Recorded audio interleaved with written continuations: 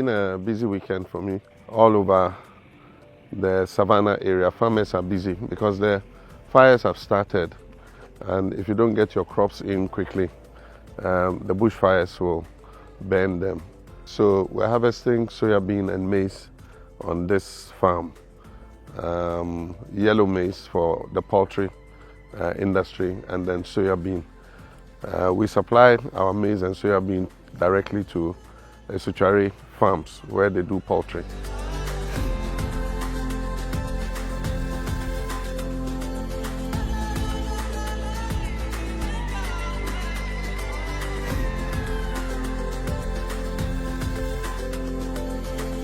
Earlier we were on the livestock farm.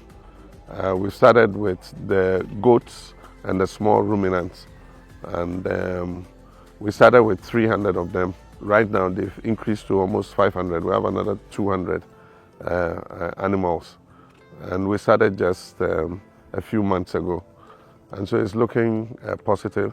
We're going to add the other sheep and then also eventually cattle. And so we're doing livestock, and then we're doing crops. One of the major problems we had this year, especially with the crops, is the drought that occurred. After we planted, the rain came to a stop. It stopped raining, and so after germination, we had a problem with the maize and the soybean being able to take root. Luckily, we have some irrigation equipment here on the farm. We have 3 sets of irrigation equipment. So we rolled them out, and that is what has saved part of the crop. But we lost about 40% of the crop. We were able to save only about 60%. We'd have harvested more this year, but unfortunately, the drought happened. So what we're looking to do is to go totally under irrigation. We have a small river over there, and we've drilled 5 boreholes, which are very productive. And so next year we're going to use a pivot system so that we can have enough water for irrigation. And it will allow us to do 2 crops instead of 1 crop a year. We have equipment, different kinds of equipment. They're working well, but after sales service is a problem.